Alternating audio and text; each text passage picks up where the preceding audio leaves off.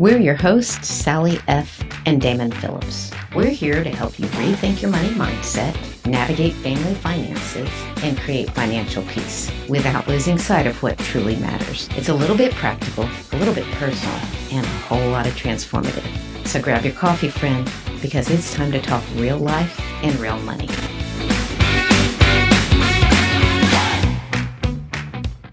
Welcome back. Can you see me? I can't. I look like a reflector. A blown up highlighter. Episode 7, lessons from our entrepreneurial, I can't say that word, and I know you can't spell it. I can't spell it. From our adventures. I don't really think of us as entrepreneurs, do you? No. That's funny because as I wrote this outline, I thought, we've had some businesses. Yeah, we have. So let's talk about this. We've started businesses, we sold businesses, never borrowed a dime to do any of it. Part of just our belief system. We're not saying it's wrong. It's the way we chose. It's the way we chose to do it. Sure. And if there's one lesson we've learned over the years, partners are for dancing. They're not for business. Damon has said that over the years. Now we learned lessons throughout.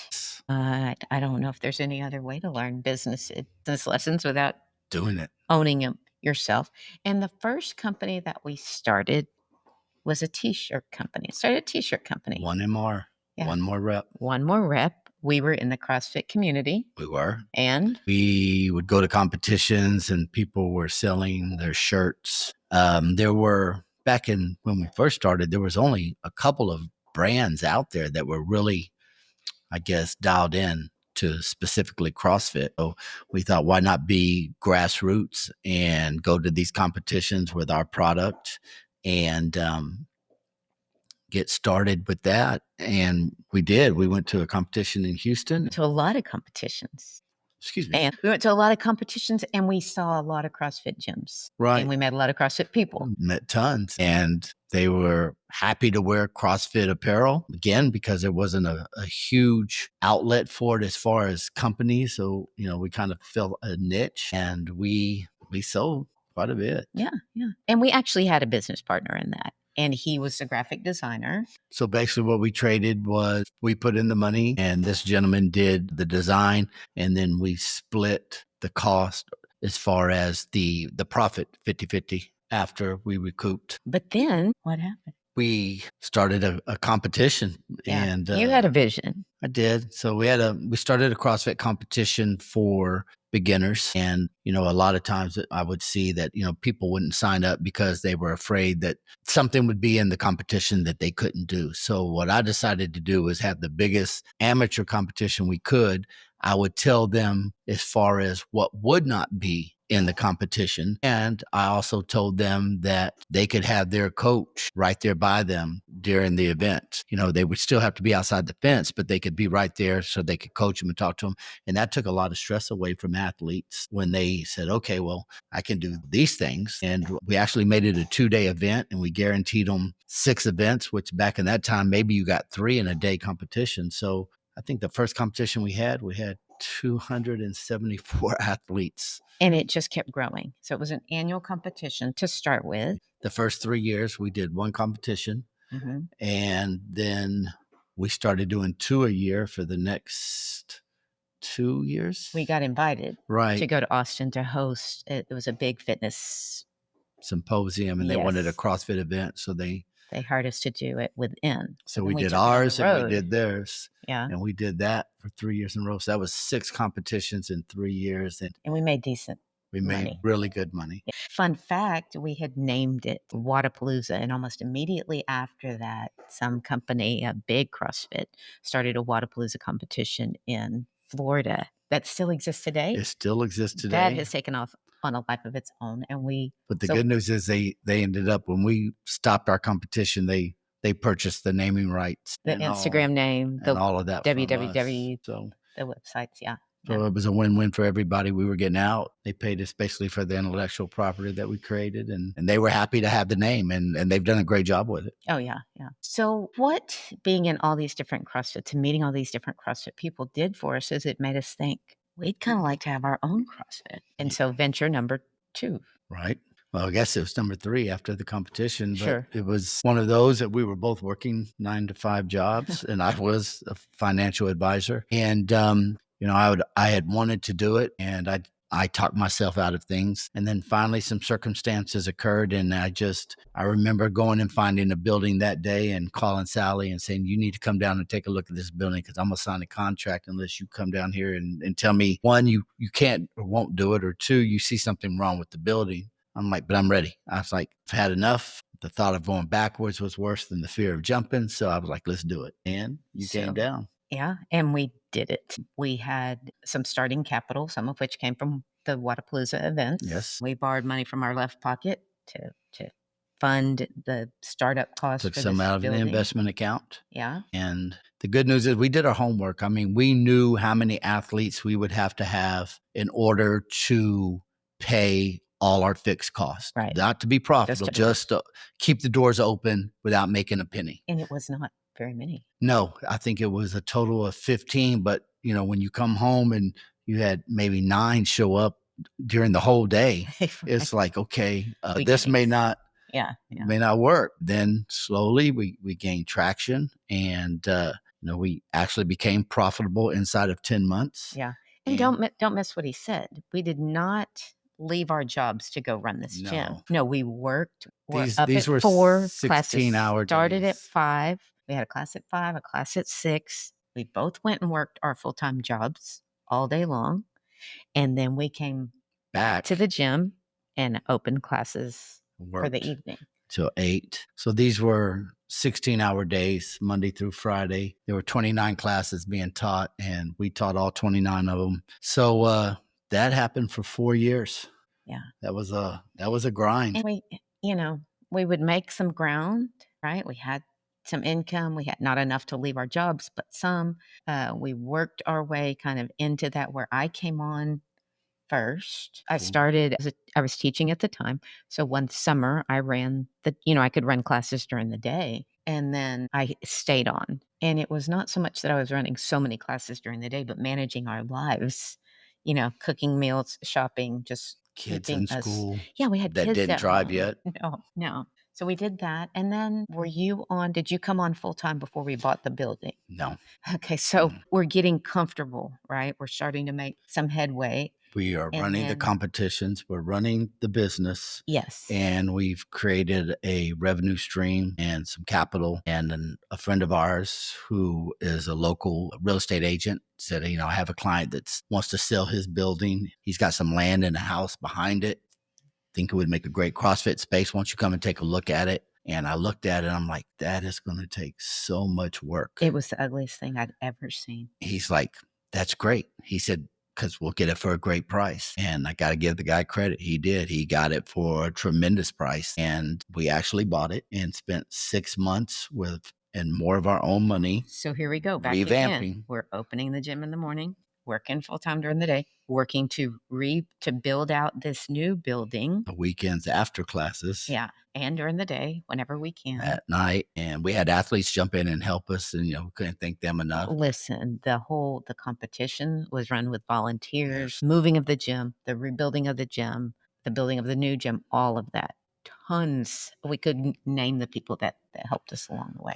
But what we did as a business is that we took the money that we made and we put it back into a bigger vision of what we had or what we were already running. And eventually we got it to where it was paid for, and that we could keep the equipment updated and fixed without having to spend a lot of money. And then we actually created a slush fund for the business. So we found that the best time to buy new products was Black Friday. Big vendors would have these huge sales. So basically we would go out and we'd ask our athletes, okay, what's the gym missing? What, if you had a wish list, what would you put on it that we don't have?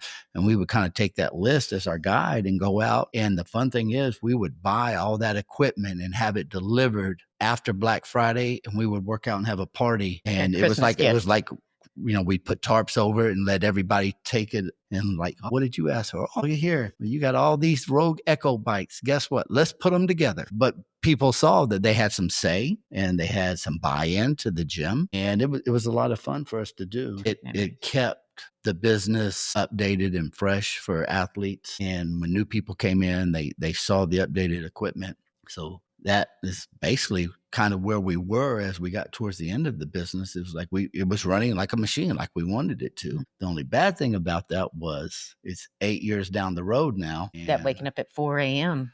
has lost its appeal. I would never even say that. It's just, I used to tell Sally is that, I coached high school football a long time ago, and your dream is to get to the playoffs. And by the time you get to the playoffs, you're so exhausted that, you kind of almost sleepwalking. It's very exciting time on Friday nights, but then that Friday night when it's over to the next Friday when you play, it's just you're exhausted. And I think I know that's where I was at. And I mean, let's face it, we were not youngsters. We were 40s, 50s, 40s. Yeah. Late 40s. Late 40s. So still getting up at 4 a.m. Yeah. And so it came to the point where we were ready to move on. It was a business. It was running. We had real estate as a part of it. So we had 2 people actually talk to us, and they were both friends. So I didn't want to create a bidding war. And the first person that we talked to, I told him, I'm going to give you the right of refusal, but this is what I was offered. I'm not asking you to beat it, which is probably not a very smart business thing to do, because you said yes. If you'll match it, I'll sell it to you. If not, I'm going to sell it to this other individual, and it's nothing against you. And they agreed. And best thing we did, I think, is we structured the payments out over 7 years to help us with some of the tax implications. But that is what we actually used the first 7 years of retirement, which just ended this last January 1st was our last payment on the business. So we I hate to tell you this, but we don't have any income now. We don't have a job, and we don't have any incoming revenue. We're retired, but we've had revenue. But that stream, I will say, has dried up. So do a great job with this business coaching, because I need somebody. And so then came life coaching, and this became born out of retirement and finding a sense of purpose. This feels different, and it's been challenging. I wanted to do something on my own, and I did, but it didn't take me long to miss working with him and to see the value of that and to want to work with him again. So thank you. Yeah. So what would we tell anybody starting out? I would say you need to have a plan and a vision for what you're trying to accomplish, and then ask yourself, do you have the funds, or how are you going to fund it? The one thing I always said is that when we funded it ourselves, it limited our scope, because we knew what funds we had. So we weren't going to go borrow money. So it's like, okay, this is all we have. This is what we're going to be able to do. And that gives you a little motivation, but also the fact that, okay, if this somehow doesn't work, we don't have to pay anybody back. We lost the money that we've created, and we can go back and try to make that back somehow. But you don't have to go to the bank, because imagine if you have a business and you have to close it not making any money, and then you borrow the money, you still got to pay that money back somehow. Right. So you got to sell off everything that you had and pray that you're somewhere close. The thing is, we didn't have to do that. I would say that starting a business is full of challenges. And if you can eliminate the challenge of it's full of challenges, and also I owe money on it. Also, this business has a tremendous amount of pressure to perform, to make that money back. It just adds a pressure that we choose. We chose never to have. What's the best lesson you learned from starting all these?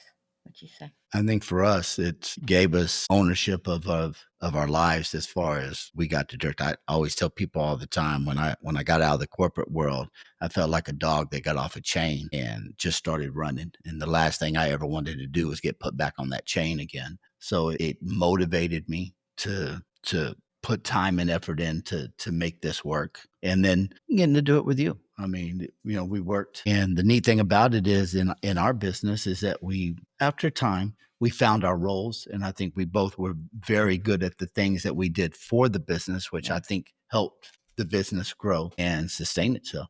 Sure. I would say there's nothing like working for yourself. You can be the greatest boss you've ever had, or you can be the worst. I've done both. I don't recommend being the worst, but Damon said it before, having the ability to make choices it's a pretty powerful thing. But, everybody talks about, I want to sit in the big chair and I want to make the decisions. We used to have a saying, it's like, who motivates the motivator? Mm-hmm. It's like, you're it. You don't want to go to work. Guess what? Too bad. You got to go to work. So you got to motivate yourself somehow. And that, again, that creates its own pressure, but at least you own that. You're in ownership of that. You can decide how you feel about that. And it makes a lot of difference when money comes into your account and you know what, we did this together. We created this. It wasn't paid for something that I did for somebody else. Sure. So what about you? Would you ever start your own business? Have you started your own business? I think the environment today lends itself to where there are so many, the definition of business has changed so much from even when we did it, is that I think our economy is geared to people starting businesses and doing it without a whole lot of capital to start out with. The question is, are you ready to do it? Are you willing to do it? Step out and possibly fail. But guess what? Possibly could do a great thing. You'll never know. Yeah, I highly recommend it. I think you learn more about yourself than you could in any other situation. But tell us how you are. Like if you're considering opening a business, starting a business, let us know if you have questions. How you go about financing it on your own? I will state this. Don't take money out of your 401k to do it. That's maybe coming at another episode, but that's a terrible idea. Don't do it. Till next time. Thanks so much for spending time with us today. If you know somebody who would benefit from this episode, we would love it if you shared it with them. And if you're listening on the Apple Podcast app, we'd love a 5-star rating and a review. If you're listening on Spotify, hit follow and tap that notification bell so you never miss an episode. And if you're watching us on YouTube, subscribing's the way to go. If you're ready to take control of your money and your mindset, I offer one-on-one coaching to help you thrive financially and personally. We'll see you soon for another Real Life Money Talk.